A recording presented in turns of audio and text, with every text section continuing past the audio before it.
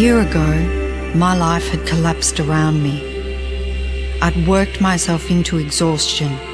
My father died suddenly, and my relationships were in turmoil. Little did I know at the time, out of my greatest despair was to come the greatest gift.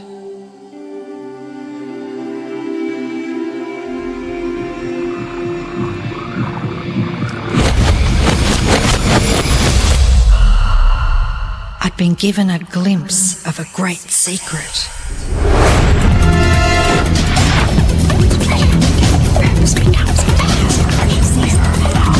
I began tracing the secret back through history.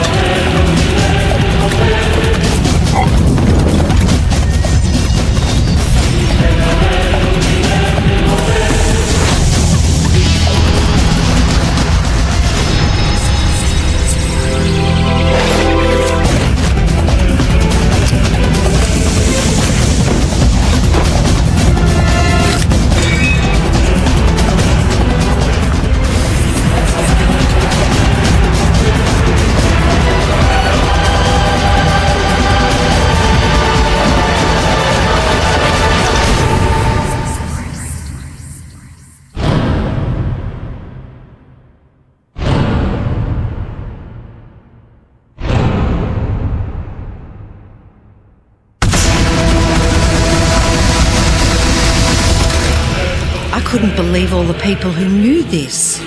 They were the greatest people in history.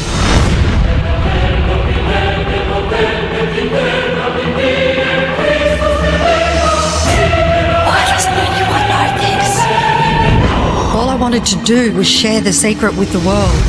I began searching for people alive today who know the secret. One by one, they began to emerge.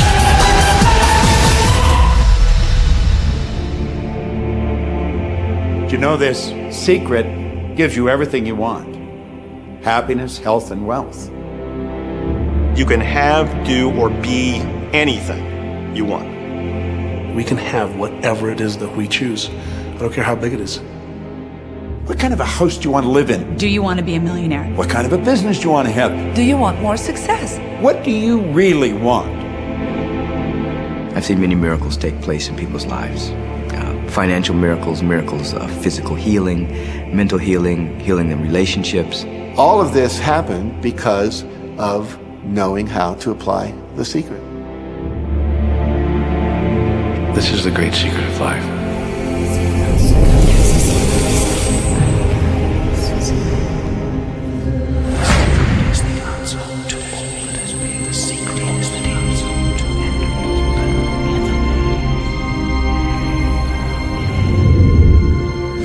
You've probably been sitting there wondering, what is the secret? I'll tell you how I have come to understand it. We all work with one infinite power.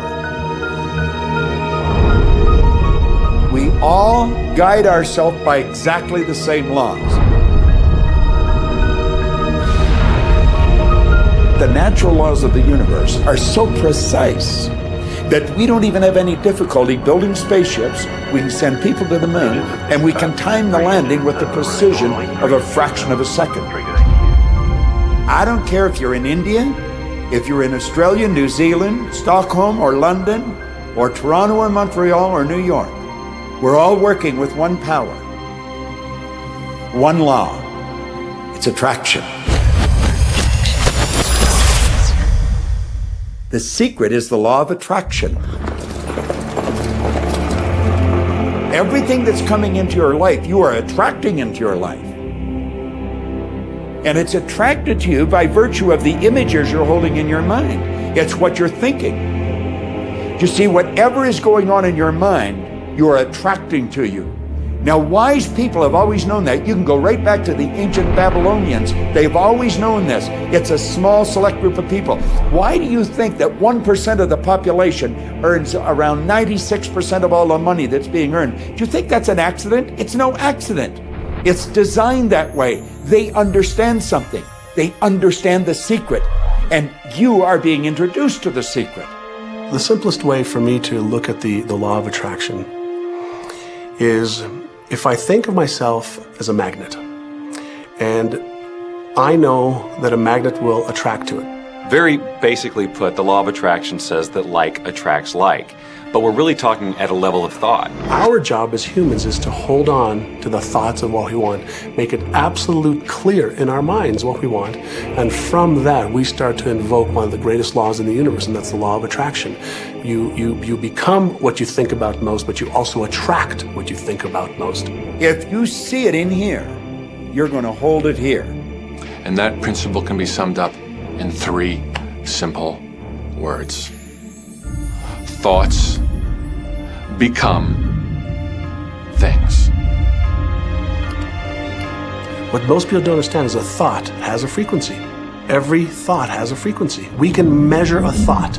And so if you're thinking that thought over and over and over again, or if you're imagining in your mind, okay, having that brand new car, having the money that you need, building that company, finding your soulmate, if you imagine what that looks like, you're emitting that frequency on a consistent basis. Thoughts are sending out that magnetic signal that is drawing the parallel back to you.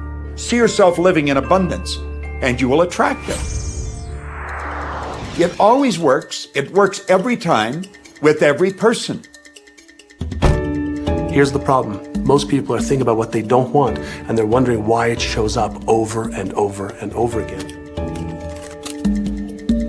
The law of attraction doesn't care whether you perceive something to be good or bad, or whether you don't want it or whether you do want it. It's responding to your thoughts. So if you're sitting there looking at a mountain of debt, feeling terrible about it, that's the signal you're putting out into the universe. Wow, I feel really bad because of all this debt I've got. You're just affirming it to yourself. You feel it on every level of your being. That's what you're going to get more of. The law of attraction is really obedient. When you think of the things that you want and you focus on them with all of your intention, the law of attraction will give you what you want every time. When you focus on the things that you don't want, I don't want to be late, I don't want to be late, you really are calling that into existence.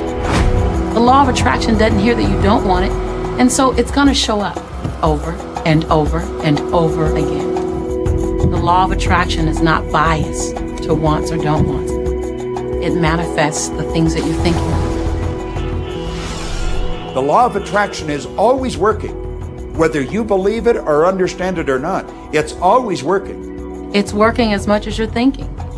Anytime your thoughts are flowing, the law of attraction is operational. When you're thinking about the past, present, or the future, the law of attraction is working.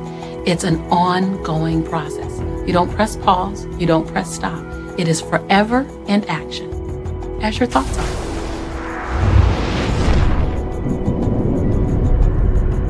Creation is always happening. Every time an individual has a thought or a prolonged, chronic way of thinking, they're in the creation process. Something is going to manifest out of those thoughts. Law of attraction says, we'll give you whatever it is you say and focus on. And so if you're complaining about how bad it is, what you're creating is more of how bad it is. Oh, look! I got that!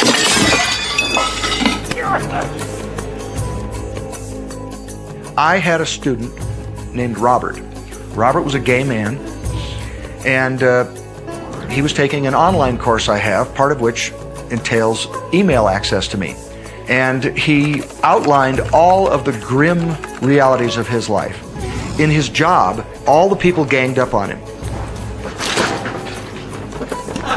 And it was constantly stressful because of how nasty they were with him. When he walked down the street, he said every block he was accosted by homophobic people who wanted to abuse him in some way. He was wanting to become a stand-up comedian.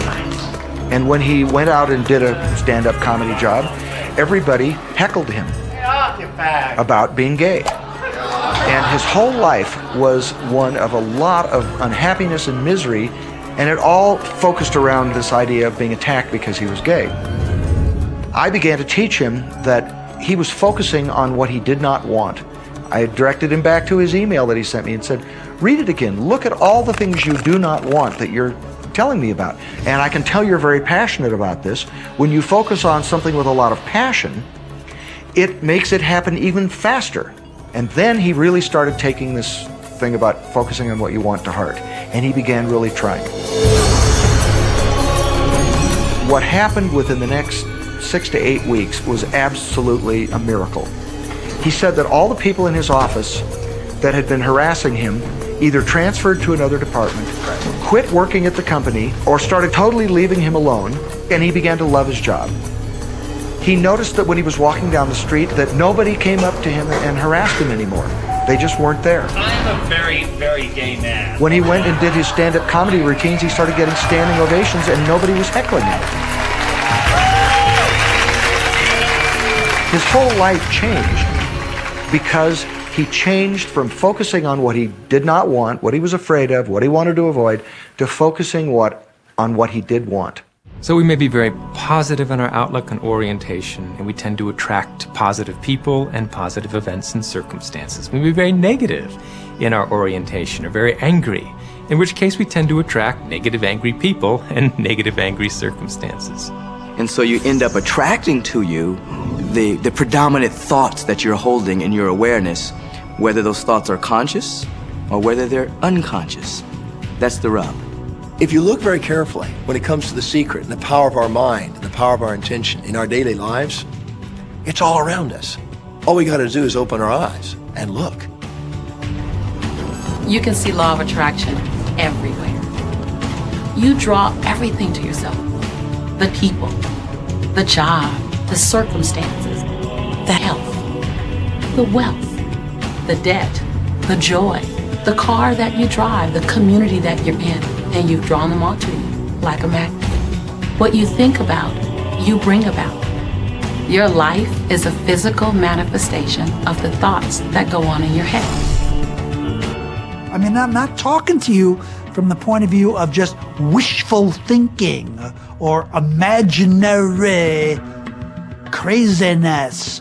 I'm talking to you from a deeper, basic understanding. Quantum physics really begins to point to this discovery. It says that you can't have a universe without mind entering into it, that the mind is actually shaping the very thing that is being perceived. Now, if you don't understand it, doesn't mean you should reject it. You don't understand electricity, probably. First of all, no one even knows what electricity is, and yet you enjoy the benefits of it. Do you know how it works? I don't know how it works, but I do know this, that you can cook a man's dinner with electricity, and you can also cook the man. People oftentimes, when they begin to understand the great secret, become frightened of all of these negative thoughts that they have. Two things they need to be aware of. One, it has been proven now scientifically that an affirmative thought is hundreds of times more powerful than a negative thought. So that eliminates a degree of worry right there. And the second thing is that thank God there's a time delay, that all of your thoughts don't come true instantly. We'd be in trouble if they did.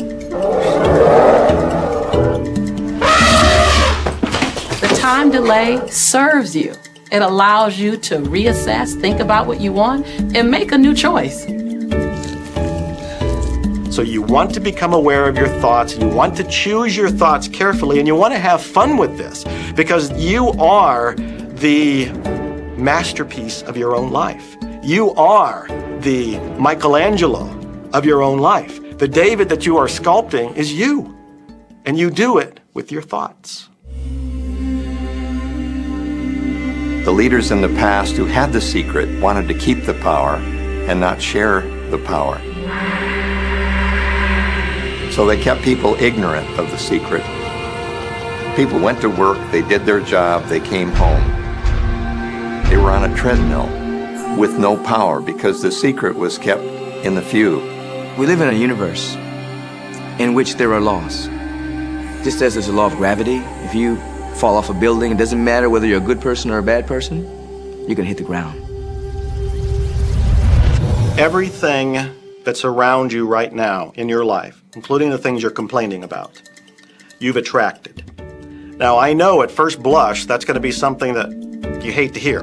You know, you're going to immediately say, I didn't attract the car accident. I didn't attract this particular client. I didn't particularly attract the debt.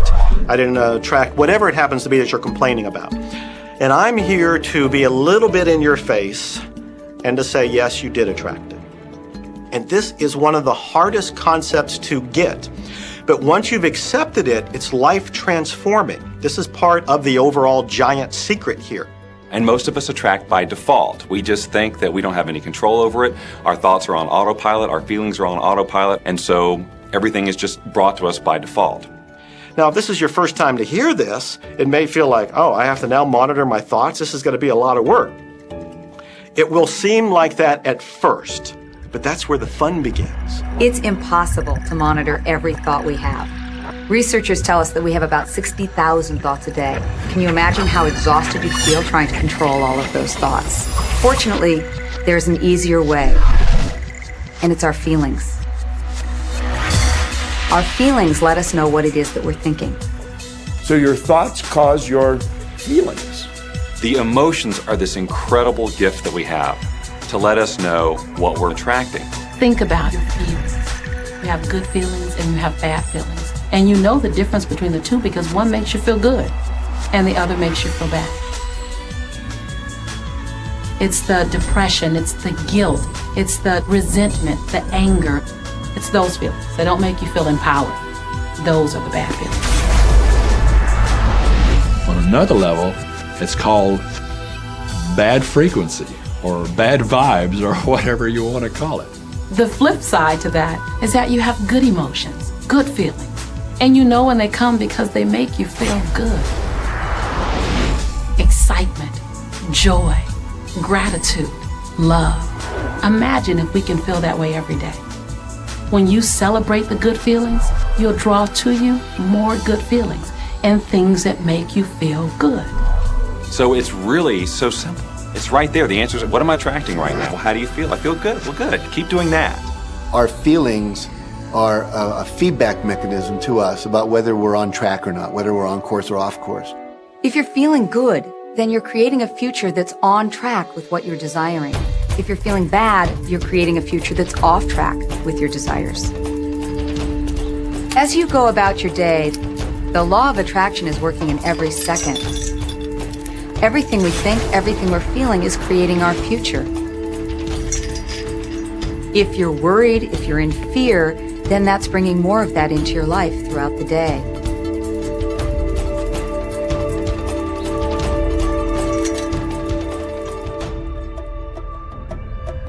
Whatever you're thinking and feeling today is creating your future. And you're getting exactly what you're feeling about, not so much what you're thinking about.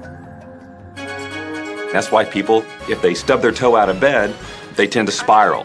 The inquiry into police corruption. The whole day goes like that, you know? They have no clue that a simple shifting of their emotions can change their entire day and life. If you start out having a good day and you're in that particular happy feeling, as long as you don't allow something to change your mood, you're going to continue to attract, by the law of attraction, more situations, circumstances, people that sustain that happy feeling.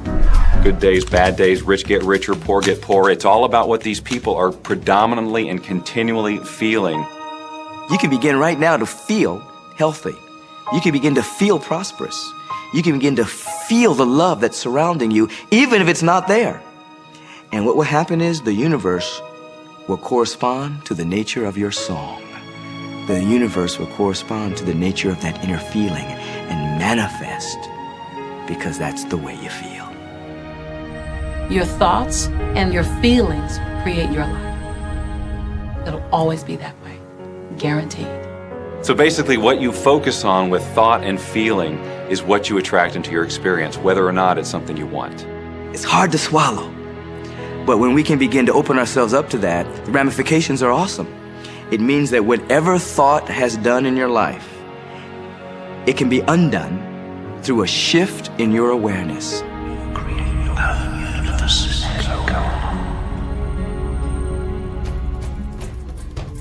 It's really important that you feel good, because this feeling good is what goes out as a signal into the universe and starts to attract more of itself to you.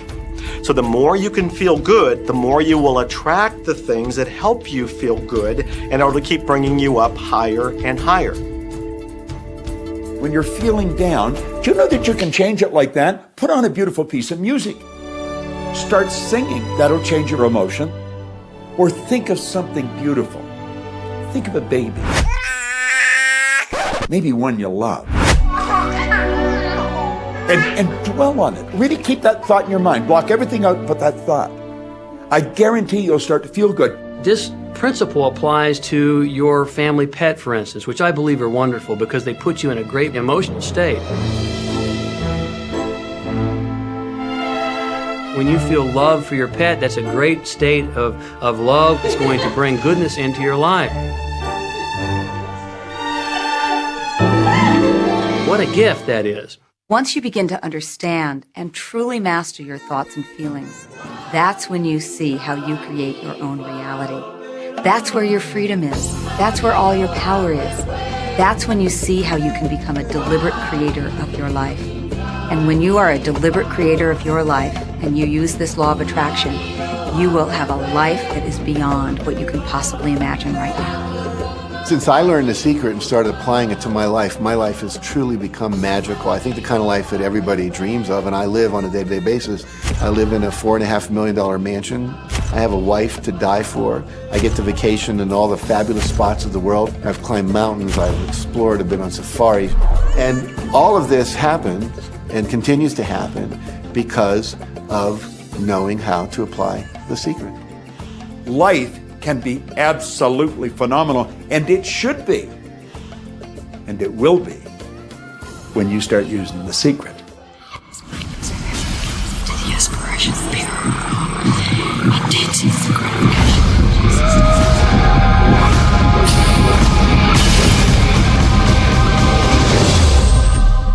Well, a lot of people ask me what their job is in the creative process and what the job of the universe is. So let's look at that for a moment. Let's use this metaphor. If you think about Aladdin and his lamp, you've probably heard of that one.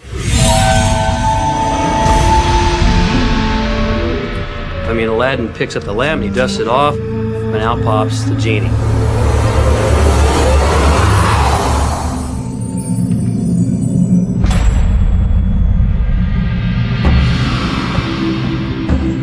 And the genie always says one thing. Your wish is my command. If you trace the story back to its origins, you know, we now think that there's 3 wishes, but if you trace the story back to its origins, there's absolutely no limit whatsoever to the wishes. Think about that one. Now, let's take this metaphor and blow it out and apply it to you and your life. Remember, Aladdin is the one who always asks for what he wants. Then you've got the universe at large, which is this grand genie, and traditions, you know, have called it so many different things. Your holy guardian angel, your higher self. I mean, we could put any label on it, and you choose the one that works best for you. But every tradition has told us there's something bigger than us. And the genie always says one thing. Your wish is my command. There is a creative process, a 3-step process, and it's been around for 2,000 years. The first step is to ask. Make a command to the universe. Let the universe know what you want. The universe responds to your thoughts.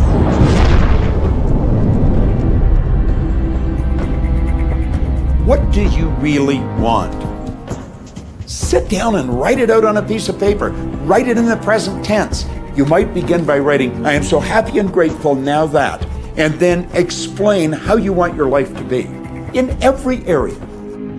And this is really fun. This is like having the universe as your catalog, and you flip through it and you go, well, I'd like to have this experience, and I'd like to have that product, and I'd like to have a person like that. It is you just placing your order with the universe. It's really that easy. Step 2 is believe. Believe that it's already yours. Have what I love to call unwavering faith, believing in the unseen. Your wish is my command. And the universe will start to rearrange itself to make it happen for you. Most of us have never allowed ourselves to want what we truly want because we can't see how it's going to manifest. If you do just a little research, it is going to become evident to you that anyone that ever accomplished anything did not know how they were going to do it. They only knew they were going to do it. You don't need to know how it's going to come about. You don't need to know how the universe will rearrange itself. You don't know how. It'll be shown to you. You will attract the way. Most of the time when we don't see the things that we've requested, we get frustrated, we get disappointed, and we begin to become doubtful. The doubt brings about a feeling of disappointment. Recognize that feeling and replace it with a feeling of unwavering faith. I know, like I know that it's on its way. Step 3, and the final step in the process, is to receive. Begin to feel wonderful about it. Feel the way you will feel once it arrives. Feel it now. And in this process, it's important to feel good, to be happy, because when you're feeling good, you're putting yourself in the frequency of what it is that you're wanting. This is a feeling universe. So if you just intellectually believe something, but you have no corresponding feeling underneath that, you don't necessarily have enough power to manifest what you want in your life. You have to feel it.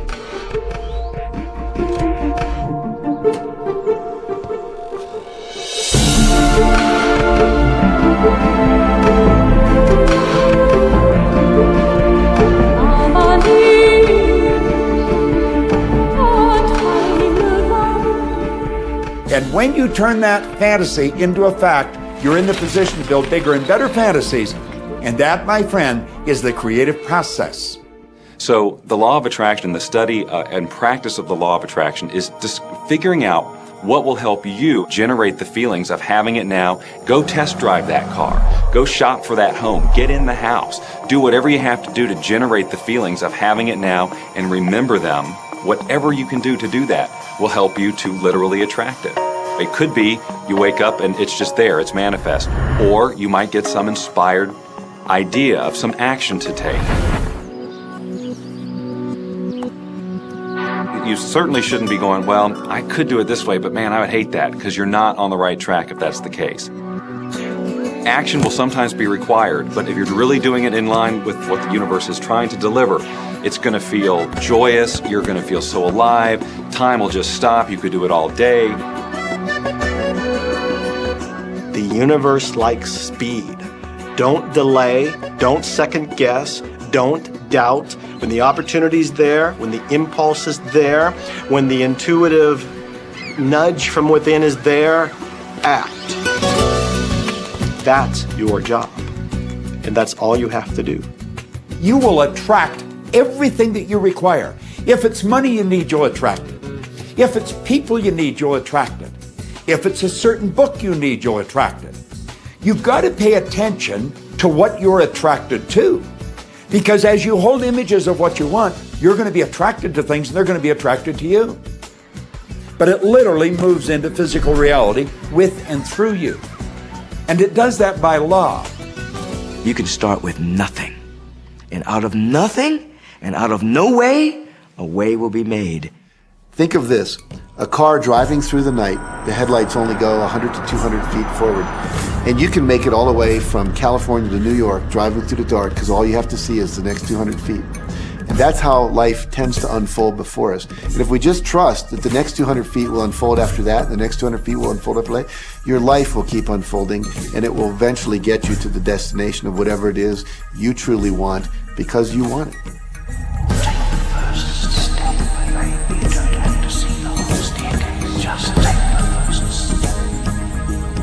Well, another thing people wonder about is how long is this going to take? How long will it take to manifest the car, the relationship, the money, whatever it happens to be? Well, I don't have any rule book that says it's going to take you 30 minutes or 3 days or 30 days. I think it's more a matter of you being in alignment with the universe itself. Size it's nothing to the universe. It is no more difficult to attract on a scientific level something that we consider huge to something that we consider infinitesimally small. The universe does everything it does with zero effort. Grass doesn't strain to grow. It's effortless. It's just this great design. It's all about what's going on up here. It's about what we put in place, saying this is big, it's going to take some time. This is small, oh, I'll give it an hour. You know, those are our rules that we define. There are no rules according to the universe. You provide the feelings of having it now, it will respond. Some people have an easier time with little things, and so we sometimes say, well, start with something small, like a cup of coffee. Make it your intention to attract a cup of coffee today. Hold an image of talking to an old friend that you haven't seen for a long time. Somehow or another, somebody's going to start talking to you about that person. That person's going to phone you, or you'll get a letter from them. People are amazed how that I line up car parks, and I've done this right from when I first understood The Secret. I would visualize a car space exactly where I want it, and 95% of the time it would be there for me, and I'd just pull straight in. 5% of the time I'd have to wait just a minute or two, and the person would pull out and I'd pull in. So I do that all the time.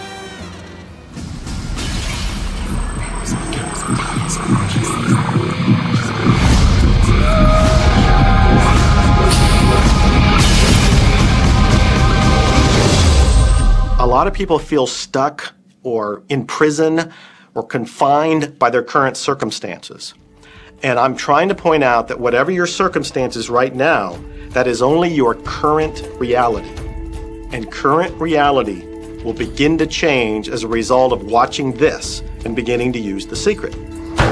When you want to change your circumstances, you must first change your thinking. Every time you look inside your mail expecting to see a bill, guess what? It'll be there. Each day you go out dreading the bill. You're never expecting anything great. You're thinking about debt. You're expecting debt. So debt must show up so you won't think you're crazy. And every day you confirm your thought. Is debt gonna be there? Yes, debt's there. Is debt gonna be there? Yes, debt's there. Why? Because you expected debt to be there. So it showed up because the law of attraction is always being obedient to your thoughts. Do yourself a favor. Expect a check. Most people look at their current state of affairs and they say, this is who I am. That's not who you are. That's who you were. You see, if you look at your current state of affairs right now, let's say, for instance, that you don't have a lot of money in your bank account, or you don't have the relationship that you want, or your health and fitness isn't up to par. That's not who you are. That's the residual outcome of your past thoughts and actions. So we're constantly living in this residual, if you will, of the thoughts and the actions we've taken in the past. When you look at your current state of affairs and define yourself by that, then you doom yourself to have nothing more than the same in the future. All that we are is the result of what we have thought. Okay, what can you do right now to begin to turn your life around? I'll tell you 2 or 3 things. Start making a list of things to be grateful for. Start with that, because this shifts your energy. It starts to shift your thinking.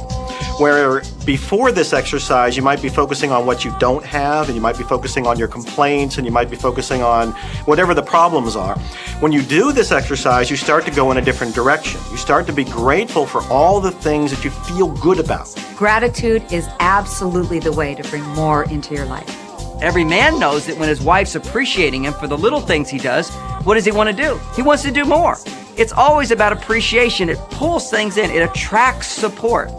I've said for many years that whatever we think about and thank about, we bring about. because that's that feeling that you have to have, you know. And so for me, it's been such a powerful exercise every morning to get up and say thank you. Every morning when my feet hit the floor, thank you. And then I start running through what I'm grateful for as I'm going to brush my teeth and do the things I do in the morning. And I'm not just thinking about them and doing some rote routine, but I'm putting it out there and I'm feeling the feelings of gratitude. Because as soon as you start to feel differently about what you already have, you will start to attract more of the good things, more of the things you can be grateful for. Because you can look around and say, well, look, I don't have the car I want, I don't have the house I want, I don't have the health I want, I don't have the spouse I want. Whoop, back up, back up. Those are all the things you don't want. Focus on what you already have that you're grateful for. And it might be you have the eyes to watch this. It might be the clothes that you have. Yes, you might prefer something else, and you might get something else pretty soon if you start feeling grateful for what you have. I think everybody goes through times when they say, oh man, things aren't working right, or things are going bad, and there were some things going on in my family, and I found a rock. I was just sitting here holding this rock. You might see me carrying around. I found a rock. I stuck it in my pocket, and I said, you know what? Every time I touch this rock, I'm going to think of something that I'm grateful for. And so every morning when I get up in the morning, I pick it up off the dresser, I put it in my pocket, and I go through the things that I'm grateful for. At night, what do? You empty your pocket, and there it is again. And I've had some different experiences with that. I've had some amazing experiences. I had a guy from South Africa, another time, he saw me drop it. He said, what is that? Well, what's that? I explained it to him, so he started calling it a gratitude rock. Gratitude rock. 2 weeks later, I got an email from him, from South Africa. And he said, my son is dying from a rare disease. It's a type of hepatitis. He said, would you send me 3 gratitude rocks? Now, they're just rocks I found off the street, you know? So I said, sure. I had to make sure that the rocks were very special. And so I went out to the stream, looked, picked out the right rocks, and sent them off to him. 4 or 5 months later, I get an email from him. He said, my son's better. He's doing terrific. And he said, but you need to know something. He says, we've sold over 1,000 rocks at $10 a piece as gratitude rocks, and we've raised all this money for charity. Thank you very much. And so it's very important to be in an attitude of gratitude, as I call it. Another thing that I would suggest that you do right now to turn your life around, and this is so huge that I can't find the words to describe just how powerful this can be for you.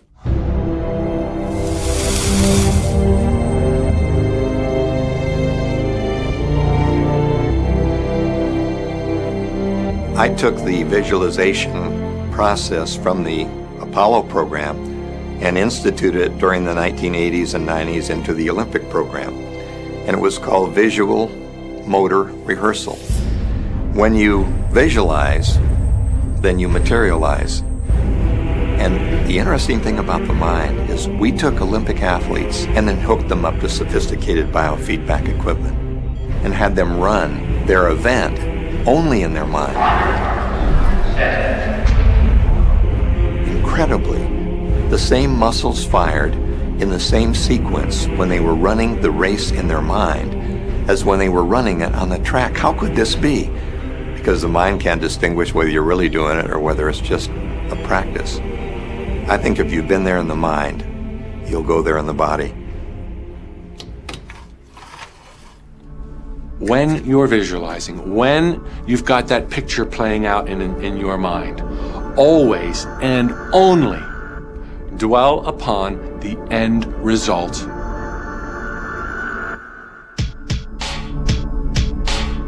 Here's an example. Look at the back of your hands right now. Really, look at the back of your hands. The color of your skin, the freckles, the blood vessels, the rings, the fingernails, the fake fingernails. Take in all those details right before you close your eyes. And then see those hands, your fingers, wrapping around the steering wheel of your brand new car.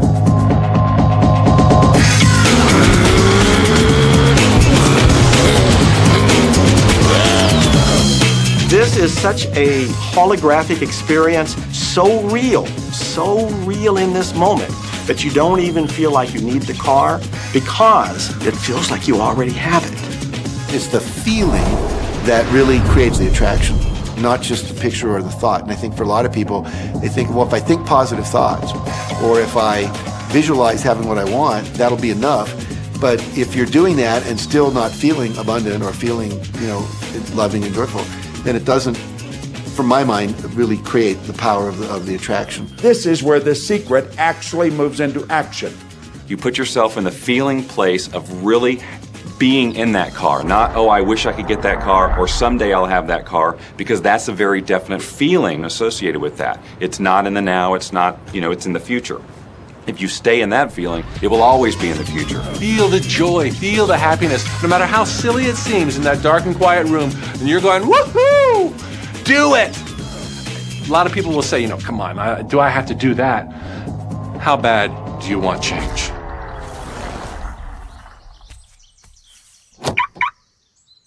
Now that feeling and that inner seeing will begin to be an open doorway through which the power of the universe will begin to express. What this power is, I cannot say. All I know is that it exists. Our job is not to figure out the how. The how will show up out of the commitment and the belief in the what. The hows are the domain of the universe. It always knows the shortest, quickest, fastest, most harmonious way between you and your dream. If you turn it over to the universe, you will be surprised and dazzled by what is delivered to you. This is where magic and miracles happen.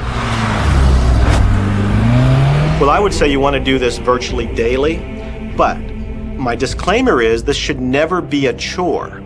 What's really bottom line importance here to the whole secret is feeling good. You want to feel exhilarated by this whole process. You want to be high, happy, in tune as much as possible. The only difference between people who live in this way, who live in the magic of life, and those who don't, is that the people who live in the magic of life have habituated ways of being.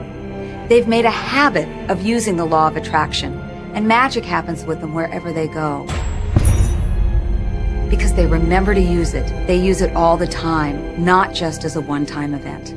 People hold that for a while, and they're really a champion at it. And they say, you know what, I'm fired up, I saw this program, and I'm going to change my life. And yet, results aren't showing, and beneath the surface, it's just about ready to break through. And someone will look at the surface results and go, this stuff doesn't work. And you know what? The universe says, your wish is my command. And it goes down. Knowing the law of attraction, I wanted to really put it to use and to see if it was, what would happen. And in 1995, I started to create something called a vision board, where I take something that I would want to achieve, or something that I want to attract, like a car or a watch or the soulmate of my dreams, and I'd put a picture of what I wanted up on this board called the vision board. And every day I would sit in my office and I would look up at this board and I would start to visualize. I would really get into the state of having already acquired it. And I was getting ready to move as we put all the furniture, all the boxes put into storage. And I made 3 different moves over a period of 5 years. And then I ended up in California and bought this house, renovated it for a year, and then had all the stuff brought from my former home 5 years earlier. One morning, about 7:30 in the morning, my son comes into my office, and one of the boxes that was sealed for 5 years was right at the doorstep. And my son, Keenan, was sitting on the box, banging away at the box, and I said, sweetheart, will you please stop? I'm doing some work here. And he says, what's in the boxes, Daddy? And I said, well, honey, those are my vision boards. What's a vision board? I said, well, it's where I put all my goals up. I cut them out, and I put all my goals up as something that I want to achieve in my life. And of course, at 5.5 years old, he didn't understand it. So I said, sweetie, let me just show you, because that'll be the easiest way to do it. And so I cut the box open.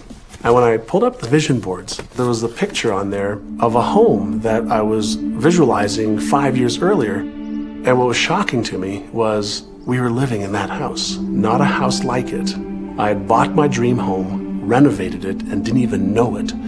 But I looked at that house, I started to cry because I was just blown away. Why are you crying? Honey, I finally understand how the law of attraction works. I finally understand the power of visualization. I finally understand everything that I've read, everything that I've worked with my whole life, the way I've built companies. It worked for my home as well. And I bought our dream home and didn't even know it. It is the preview of life's attraction. decide what you want, believe you can have it, believe you deserve it, and believe it's possible for you. And then close your eyes every day for several minutes and visualize having what you already want and feeling the feelings of already having it. Come out of that and focus on what you're grateful for already. And really enjoy it, okay? And then go into your day and release it to the universe and trust that the universe will figure out how to manifest it.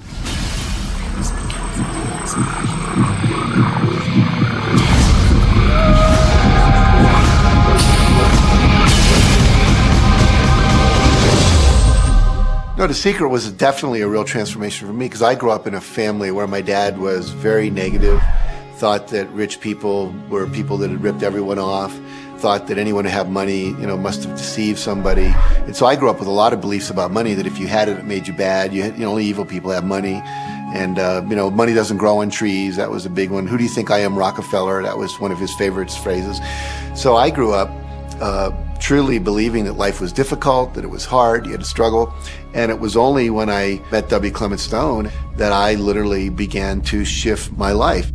Whatever the mind of man can conceive and achieve. When I was working with Stone, he said, I want you to set a goal that's so big that if you achieved it, it would blow your mind. And you would know it's only because of what I've taught you that you would have achieved this goal. Well, at the time, I was making about $8,000 a year. And for some reason, I wanted something that was really measurable. So I said, I want to make $100,000 in a year. And I had no idea how I could do that. I saw no strategy, no possibility, but I just said, I'm going to declare that, I'm going to believe it, I'm going to act as if it's true, and release it. And so I did that. And one of the things he taught me was every day to close your eyes and visualize the goal as if it's already achieved. And I had actually made a $100,000 bill that I put on the ceiling. So the first thing I'd see when I woke up, I'd look up and there it was. It would remind me that this was my intention. And then I would close my eyes and visualize having this $100,000 a year lifestyle. And interestingly enough, nothing major happened for about 30 days. I didn't have any great breakthrough ideas. No one was offering me more money. And all of a sudden, I was in the shower. It was about 4 weeks into it, and I had a $100,000 idea. It just came right into my head. I had a book I had written, and I said, if I could sell 400,000 copies of my book at a quarter each, that'd be $100,000. Now, the book was there, but I never had this thought. And one of the secrets, I think, is that when you have inspired thought, you have to trust it and you have to act on it. Now, I didn't know how to do that. I didn't know how I was going to sell 400,000 copies. We'd never done that. And then I saw the National Enquirer at the supermarket. I had seen that millions of times, and it was just background. And all of a sudden, it jumped out of me as foreground, and I thought, wow, if readers knew about my book, certainly 400,000 people would go out and buy it. And about 6 weeks later, I gave a talk at Hunter College in New York to 600 teachers, and this lady comes up at the end and she says, that was a great talk. I'd like to interview you. Let me give you my card. And I said, who do you write for? I'm a freelancer, but I sell most of my stuff to the National Enquirer. And I had this little theme from the Twilight Zone went off in my head. You're like, whoa, this stuff's really working. So that article came out, and our book sales started to take off. But the point I want to make is that I was attracting into my life all these different events, including this person. And to make a long story short, I did not make $100,000 that year. We made $92,327. But do you think we were like depressed and going, this doesn't work? No, we were going, whoa, this is amazing. And so my wife said to me, wow, if it works for 100,000, you think it'll work for $1 million? And I said, I don't know. I think so. Let's try it. My publisher actually wrote me a check as a royalty check for our first Chicken Soup for the Soul book. And he actually put a smiley face in his signature because it was the first $1 million check he'd ever written. And so I know from my own experience, because I wanted to test it, does this secret really work? And we put it to the test. It absolutely worked. And now I live my life from that every single day. Well, I can just imagine what a lot of people that are watching this are thinking. And that is, how can I attract more money into my life? How can I get more of the green stuff? How can I get more wealth and prosperity? How can I, when I love my job, deal with the credit card debt that I have? And the realization that maybe there's a ceiling on the money that can come in because it's coming to me through my job. How can I bring in more? Intended. This goes back to one of the things we've been talking about throughout the whole secret. Your job is to declare what you would like to have from the catalog of the universe. Well, if cash is one of them, say how much you would like to have. I would like to have $25,000 unexpected income within the next 30 days, or whatever it happens to be. It should be believable for you. Most people have a goal of getting out of debt. That'll keep you in debt forever. Whatever you're thinking about, you will attract. You'll say, but it's get out of debt. I don't care if it's get out or get in. If you're thinking debt, you're attracting debt. Set up an automatic debt repayment program and then start to focus on prosperity. So many times people say to me, well, I'd like to double my income in the next year. But then you look at their actions and they're not doing the things that are going to make that happen. And they'll turn right around and go, well, I can't afford that. Okay, guess what? Your wish is my command. When you focus on lack and scarcity and what you don't have, you fuss about it with your family, you discuss it with your friends, you tell your children that you don't have enough, we don't have enough for that, we can't afford that. Well, guess what? You'll never be able to afford it because you begin to attract more of what you don't have. If you want abundance, if you want prosperity, then focus on abundance. Focus on prosperity. When I first understood the secret, I was getting bills every day. I'd get a bunch of bills in the mail, and I thought, how do I turn this around? The law of attraction states that what you focus on, you will get. So I got a bank statement. I whited out the total, and I put a new total in there. I put exactly how much I wanted to see in the bank. So I thought, what if I just visualize checks coming in the mail? So I just visualize a bunch of checks coming in the mail. Within just 1 month, things started to change. And it is amazing. Today, I just get checks in the mail. I get a few bills, but I get more checks than bills. I grew up on you have to work hard for money, you have to work hard for money. And so I replaced that with money comes easily and frequently. Now, in the beginning, it feels like a lie, right? There was a part of your brain that will say, oh, you liar, it's hard. So you have to know it's this little tennis match that will go on for a while. When it comes to creating wealth, wealth is a mindset. It's all about how you think. I'd say 80% of my coaching that I do one-on-one with folks is about their psychology and the way they think. And I know when people are listening, they say, oh, well, you can do it, I can't. Every person has the capability to change the way they're in a relationship and conversation with money. I find so many people who maybe make a tremendous amount of money, but their relationships stink. That's a technical term, by the way. And that's not wealth. It really isn't. You can go after the money and you might get rich, but it doesn't guarantee you'll be wealthy. I'm not suggesting that money isn't a part of wealth. It absolutely is. But it's only a part. And then I meet a lot of people who are quote unquote spiritual, but they're sick and broke all the time.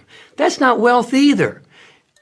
Life is meant to be abundant in all areas. Many people in Western culture are striving for success. They want the home, they want the great business, they want all these outer things. But what we found in our research is that having these outer things does not necessarily guarantee what we really want, which is happiness.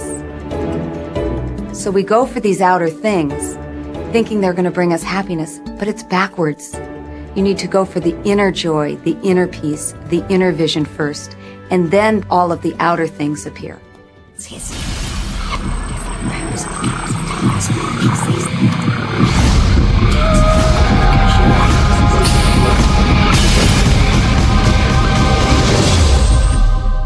The secret means for me actually that we are creators of our universe, and that every wish of what we want to create will manifest in our life. Therefore, it's very important what you wish, what your thoughts are, what your feelings are, because it will manifest.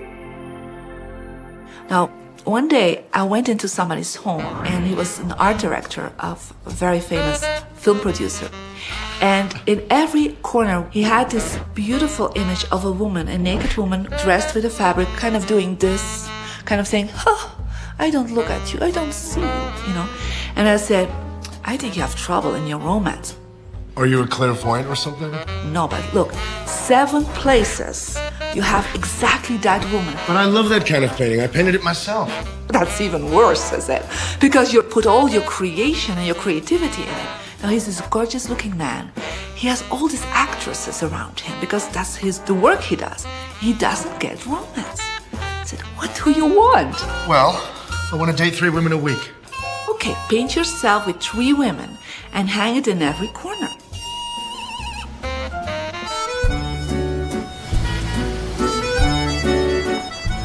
Six months later, I see him in Europe and said, how is your love life? Great. They just call me. They all want to date me. Because that's your wish. Now I have like 3 dates a week. They're fighting over me. Good on you. But I really want to stabilize a little bit. I want marriage, and I want romance. Well, paint it, okay? So he painted a beautiful romantic relationship. And a year later, he got married and is very happy. Because he put another wish out. But he wished it in himself for years, but it did not happen. Because his wish could not manifest because the outer level of himself, his house, was just contradicting himself all the time. So if you know this knowledge, you should start playing with it.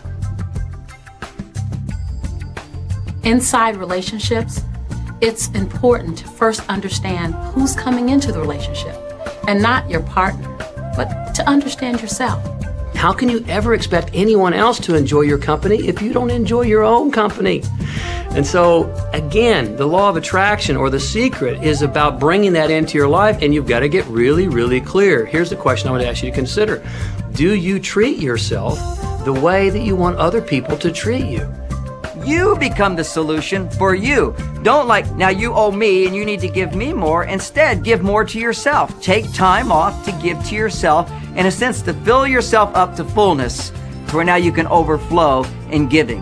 I got into many relationships expecting my partner to show me my beauty because I didn't see my own beauty. See, when I was growing up, my heroes or my she-ros were the Bionic Woman, Wonder Woman, or Charlie's Angels. And while they're wonderful, they didn't look like me. It wasn't until I fell in love with Lisa, my mocha skin, my full lips, my round hips, my curly hair. It wasn't until that moment that I fell in love with me that the rest of the world was able to fall in love with me as well. There's something so magnificent about you. I have been studying me for 44 years. I want to kiss myself. Because you're going to get to love yourself. I'm not talking about conceit. I'm talking about a healthy respect for yourself. And as you love yourself, you'll love others. In relationships, we're so used to complaining about other people. My coworkers are so difficult to work with. My husband makes me so mad. Children are so lazy. It's always focusing on the other person. But for relationships to really work, we need to focus on what we appreciate about the other person, not what we're complaining about. When we're complaining about those things, we're only getting more of those things.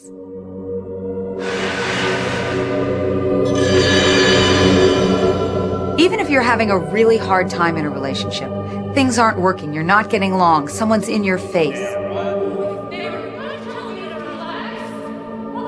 you still can turn that relationship around. Take a piece of paper and for the next 30 days, once a day, sit down and write all the things that you appreciate about that person. Think about all the reasons that you love them. You appreciate their sense of humor. You appreciate how supportive they are. And what you'll find is that when you focus on appreciating and acknowledging their strengths, that's what you'll get more of. And the problems will fade away. We cannot control other people, no matter how hard we try. So what you'll find is if somebody's come home in a bad mood and you're actually in a good mood, you'll find yourself in a different place from them in that moment. We create our own happiness through the law of attraction.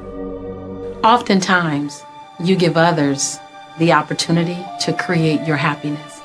And many times, they fail to create it the way you want it. Why? Because only one person can be in charge of your joy, of your bliss, and that's you. So even as a parent, as a child, as a spouse, even the people closest to you, they do not have the control to create your happiness. Your joy lies within you.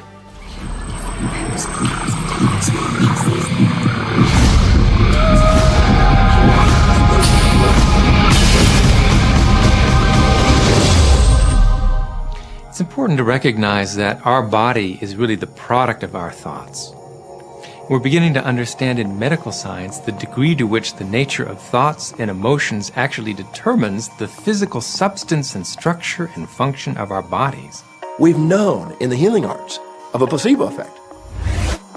A placebo is something that supposedly has no impact and no effect on the body, like a sugar pill or something. You tell the patient that this is just as effective. And what happens is the placebo has the same effect, if not greater effect, than sometimes the medication is supposed to be designed for that effect. So they found out that the human mind is the biggest factor in the healing arts, more so than sometimes the medication. If somebody is in a situation where they're sick and they have an alternative to try to explore what is in their mind creating it versus using medicine, if it's an acute situation that could really bring death to them, then obviously the medicine is a wise thing to do while they explore what the mind is about. So you don't want to negate medicine. Every form of healing has a place. The universe is a masterpiece of abundance, good health, and well-being. When you open yourself up to feel the abundance of the universe, you'll experience the wonder, the joy, the bliss. You'll experience all the great things that the universe has for you. Good health, good wealth, good nature. When you shut yourself off with negative thoughts, you'll feel the discomfort, you'll feel the aches, you'll feel the pain. You'll feel as if every day is painful to get through. You know people who have had terminal disease. Stop and think of the word dis-ease. Hyphenate the word. That's a body that's not at ease. We've got 1,000 different diagnoses and disease out there.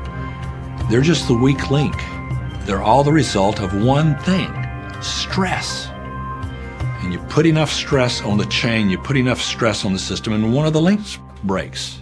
Our physiology creates disease to give us feedback, to let us know we have an imbalanced perspective and we're not loving and we're not grateful.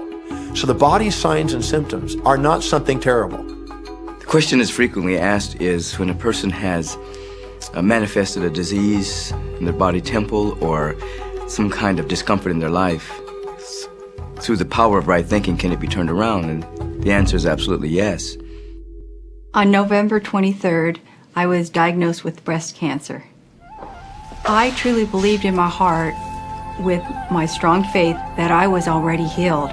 During the day, all day long, I would just say, thank you for my healing. On and on and on I went, thank you for my healing. I believed in my heart I was healed. I saw myself as if cancer was never in my body. One of the things I did to heal myself was to watch very funny movies. That's all we would do, is just laugh, laugh, laugh. We couldn't afford to put any stress in my life because we knew stress was one of the worst things you can do while you're trying to heal yourself. From the time I was diagnosed, which was November 23rd, to the time I was healed totally was approximately 3 months. And that's without radiation and chemotherapy. Well, we come with a basic program. It's called self-healing. You get a wound, it grows back together. You get a bacterial infection, the immune system comes and takes care of those bacteria and heals it up. The immune system is made to heal itself. Dis-ease cannot live in a body that's in a healthy emotional state. Your body is casting off millions of cells every second, and it's creating millions of new cells. In fact, literally, parts of our body are replaced every day. Other parts take a few months, other parts a couple of years. But within a few years, we have a brand new physical body. If you have a disease and you're focusing on it and you're talking to people about it, you're going to create more disease cells. See yourself living in a perfectly healthy body. Let the doctor look after the disease. You have two people, both stricken with something. But one chooses to focus on joy. They choose to live in possibility. They choose to live in hopefulness. They focus on all the reasons why they should be joyful and grateful. Then you have the second person. Same diagnosis, but they choose to focus on the dis-ease. They focus on the pain. They focus on the woe is me. When a person is completely focused on what's wrong and their symptoms, they will perpetuate it. The healing will not occur until they shift their attention from being sick to being well, because that's the law of attraction. Happier thoughts lead to essentially a happier biochemistry, a happier, healthier body. Negative thoughts, stress, has been shown to seriously degrade the body and the functioning of the brain, because it's our thoughts and emotions that are continuously reassembling, reorganizing, recreating our body. Remove physiological stress from the body, and the body does what it was designed to do. It heals itself. I've seen kidneys regenerated. I've seen cancer dissolved. I've seen eyesight improve and come back. I always say that incurable means curable from within. You can change your life and you can heal yourself.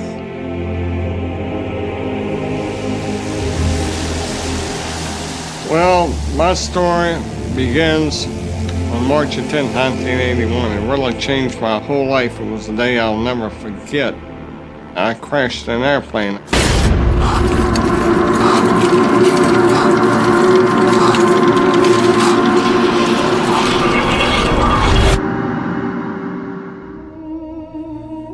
I ended up in the hospital completely paralyzed. My spinal cord was crushed. I broke the first and second cervical vertebrae. My swallowing reflex was destroyed. I couldn't eat or drink. My diaphragm was destroyed. I couldn't breathe. All I could do was blink my eyes. The doctor, of course, said all my life I'd be a vegetable. All I'd do is blink my eyes the rest of my life. That's the picture they saw of me, but it didn't matter what they thought. The main thing was what I thought.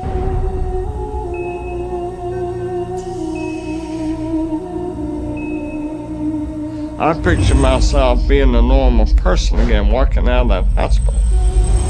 The only thing I had to work with in the hospital was my mind. As long as you have your mind, you can put things back together again. I was hooked to a respirator, and they said I'd never breathe on my own again because my diaphragm was destroyed. But this little voice kept saying to me, breathe deep, breathe deep.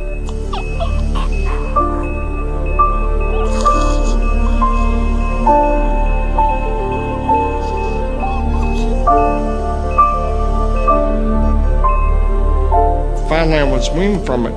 They were at a loss for an explanation. See, I could not afford to allow anything to come in my mind that would distract me from my goal and from my vision.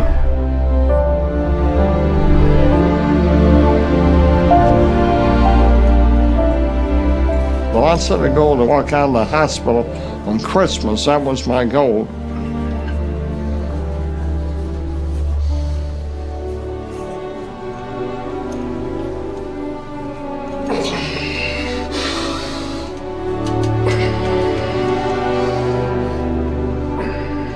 Months later, I walked out of the hospital on my own 2 feet.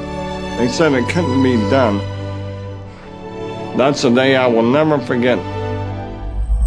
For people that are sitting out there right now watching this program that are hurting, if I wanted to sum up my life and sum up for people what they can do in life, I would sum it up this way in 6 words. Man becomes what he thinks about.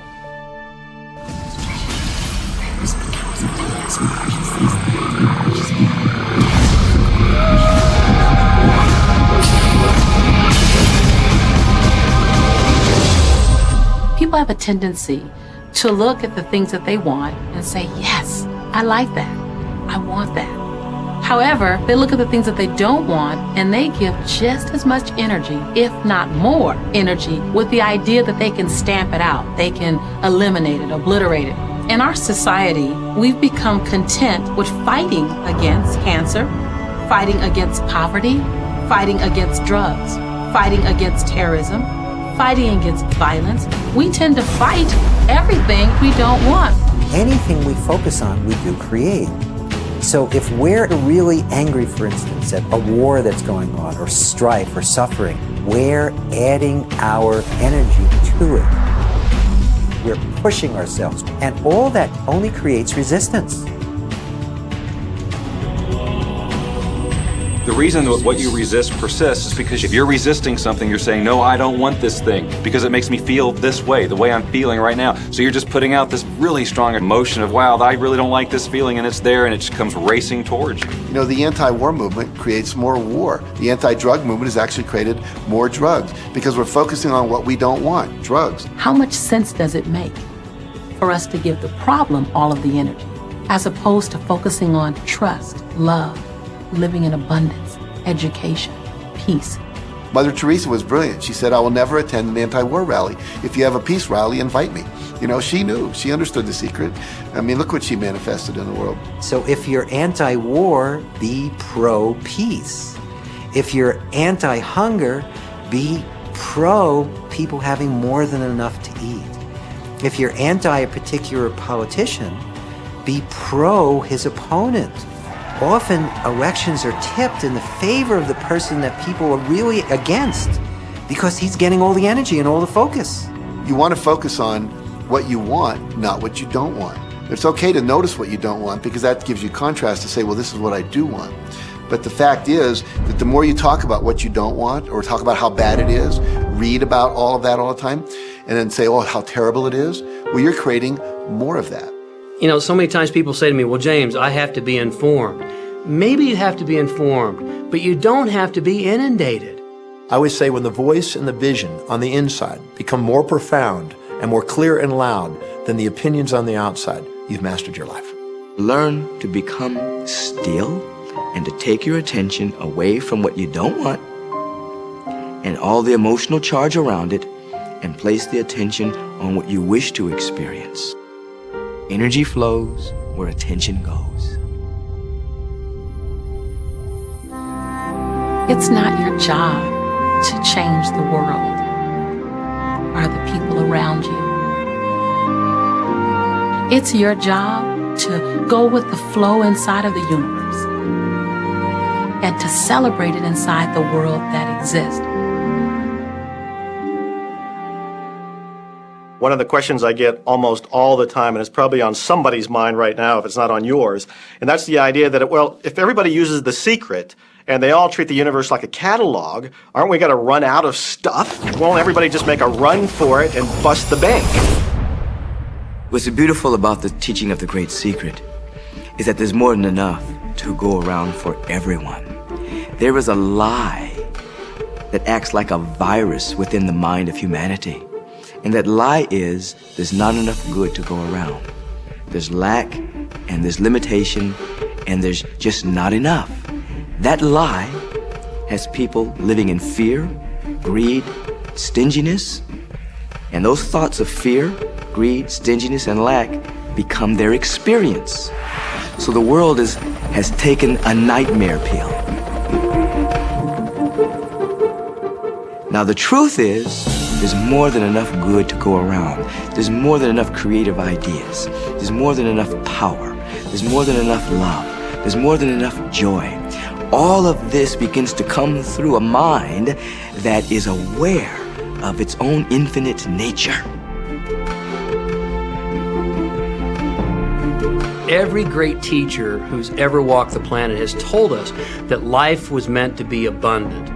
And so just when we think that resources are dwindling, we find new resources to achieve the same things. And so even though we say we have lack, it's because we don't open up our vision and see all of what's around us. You know, when everybody starts to live from their heart and go for what they want, they don't go for the same things. That's the beauty of this. We don't all want BMWs. We don't all want the same person. We don't all want the same experiences. We don't all want the same clothing. We don't all want fill in the blank. There's enough for everyone. If you believe it, if you can see it, if you act from it, it will show up for you. That's the truth. Everything that you want all the bliss, all the joy, all the love, all of the abundance, all of the prosperity. It's there, ready and waiting for you to grab a hold of it. Now you got to get hungry for it. You have to want it. You got to be intentional. And when you become intentional and on fire for what you want, the universe will deliver you every single thing that you've been wanting. Recognize the beautiful and wonderful things around you and bless and praise them. And on the other side, the things that aren't currently working the way you want them to work, don't spend your energy faulting or complaining. Embrace everything that you want so you can get more of it. Most of the leaders in the past missed the great part of the secret, which is empowering and sharing with others. This is the best time to have ever been alive in history. It's the first time we've ever had the power to gain knowledge at our fingertips.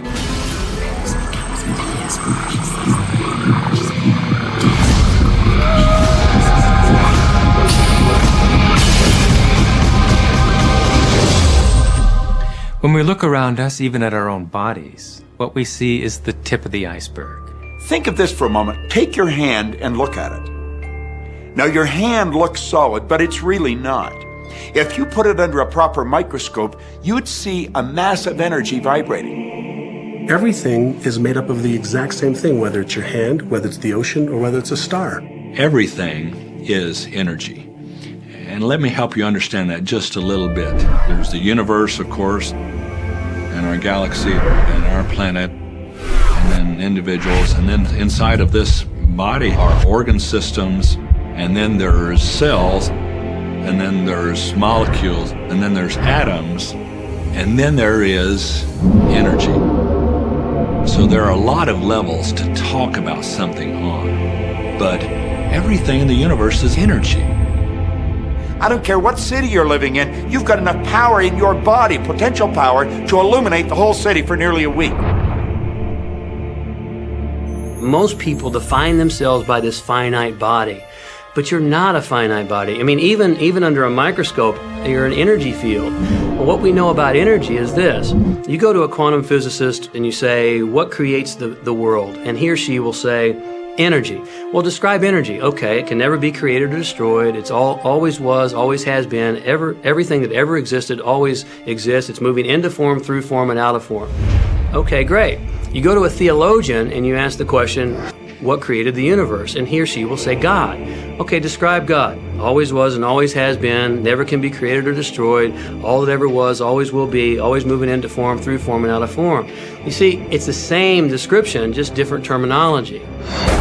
And so if you think you're this meat suit running around, think again. You're a spiritual being. You're an energy field operating in a larger energy field. We're all connected. We just don't see it. There isn't an out there and an in here. Everything in the universe is connected. It's just one energy field. We often get distracted with this thing called our body and our physical being. That just holds your spirit. And your spirit is so big, it fills a room. You are eternal life. You're source energy. You are God manifested in human form, made to perfection. Scripturally, we could say that we are the image and the likeness of God. We could say we are another way that the universe is becoming conscious of itself. We could say that we are the infinite field of unfolding possibility. All of that would be true. Every great tradition has told you that you were created in the image and the likeness of the creative source. That means that you have God potential and power to create your world, and you are. You are. And maybe you've created things to this point that are wonderful and worthy of you, and maybe you haven't. The question I'd ask you to consider is, do the results you have in your life, are they what you really want? And are they worthy of you? If they're not worthy of you, then when would now be the right time to change those? Because you have the power to do that.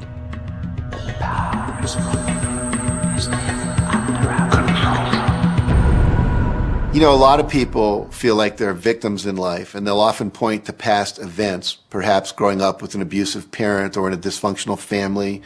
And I would add as a parenthesis here that most psychologists believe that about 85% of families are dysfunctional. So it's like all of a sudden you're not so unique. My parents were alcoholics. My dad abused me. My mother divorced him when I was 6. From the age of 13 to 18, I was involved in street gangs. I had a severe motorcycle accident. I was homeless at one point in Dallas.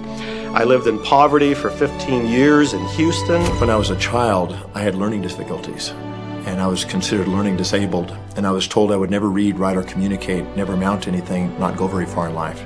I mean, that's almost everybody's story in some form or not. So that's just called so what. The real what is, what are you going to do now? What do you choose now? Because you can either keep focusing on that or you can focus on what you want. And when people start focusing on what they want, what they don't want falls away. And that part expands and the other part disappears. You are the designer of your destiny. You are the author. You write the story. The pen is in your hand, and the outcome is whatever you choose. The beautiful thing about the law of attraction is that you can begin where you are, and you can begin to think, real thinking, and you can begin to generate within yourself a feeling tone of harmony and happiness. The law will begin to respond to that. So now you start to have different beliefs, like there is more than enough in the universe. Or you have the belief that everything goes right for me. Or you have the belief that I'm not getting older, I'm getting younger. We can create it the way we want it by using the law of attraction. And you can break yourself free from your hereditary patterns, cultural codes, social beliefs, and prove once and for all that the power within you is greater than the power that's in the world. Some of you may be thinking, well, that's very nice, but I can't do that, or she won't let me do that, or he'll never let me do that, or I haven't got enough money to do that, or I'm not strong enough to do that, or I'm not rich enough to do that, I'm not. Every single I'm not is a creation. Whether you can or you can't, you are right tight. Are there any limits to this? Absolutely not. We are unlimited beings. We have no ceiling. The capabilities and the talents and the gifts and the power that is within every single individual on this planet is unlimited.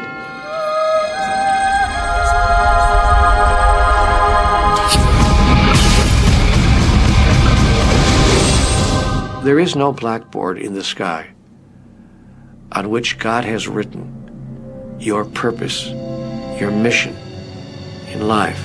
There's no blackboard in the sky that says Neil Donald Walsh, a handsome guy who lived in the first part of the 21st century, who, then there's a blank, and all I have to do to really understand what I'm doing here, why I'm here, is to find that blackboard and find out what God really has in mind for me. But the blackboard doesn't exist. So your purpose is what you say it is. Your mission is the mission you give yourself. Your life will be what you create it as, and no one will stand in judgment of it now or ever. It took a lot of years for me to get this, because I grew up very much with this idea that, there was something I was supposed to do, and if I wasn't doing it, I was like, God wouldn't be happy with me, When I really got that my primary aim was to feel and experience joy, then I began to do only those things which brought me joy. We have a saying, if it ain't fun, don't do it, Joy, love, freedom, happiness, laughter. That's what it is. And if you've just experienced joy sitting there and meditating for an hour, by golly, do that. If you experience joy eating a salami sandwich, then do that. When I pet my cat, I'm in a state of joy. When I walk in nature, I'm in a state of joy. So I want to constantly put myself in that state. And when I do that, then all I have to do is have the intention of what I want, and what I want manifest. So inner happiness actually is the fuel of success. Anything that makes you feel good is always going to be drawing in more. You are listening to this right now. It's you that drew this into your life. It's your choice whether you want to take it and utilize it. If it feels good, if If it doesn't feel good, then let it go. Find something that feels good, that resonates with your heart.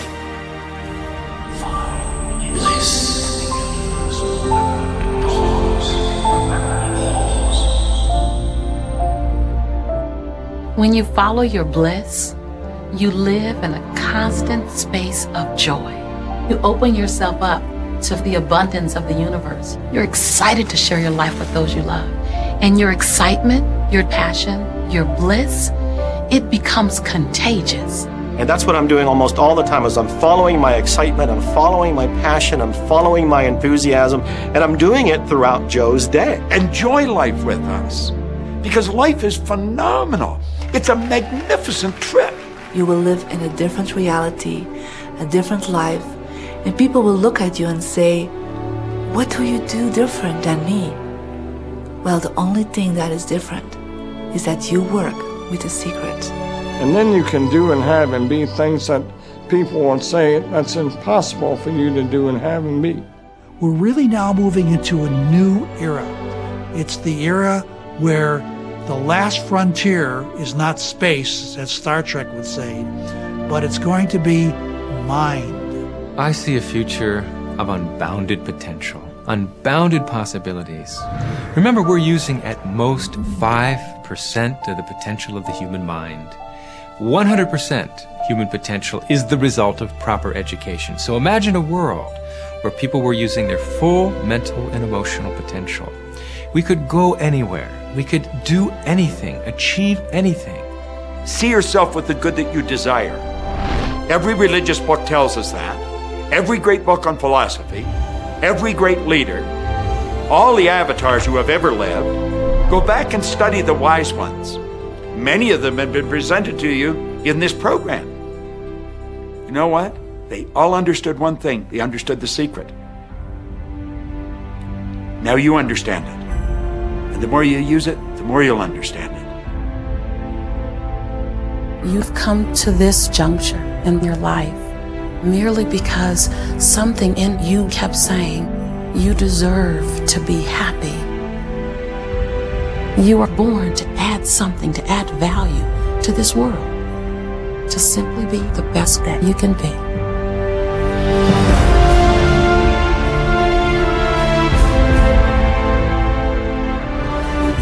Every single thing you've been through, every single moment that you've come through, were to all prepare you for this moment right now. Now you get that you are the creator of your destiny. Imagine what you can do from this day forward with what you now know. What will you do with the moment? How will you seize the moment? No one else can dance your dance. No one else can sing your song. No one else can write your story.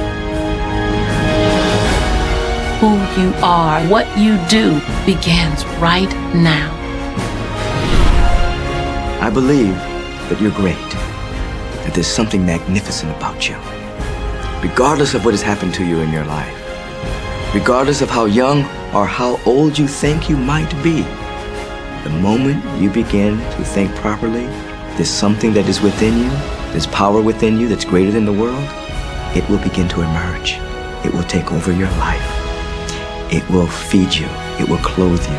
It will guide you, protect you, direct you, sustain your very existence if you let it. Now that is what I know for sure.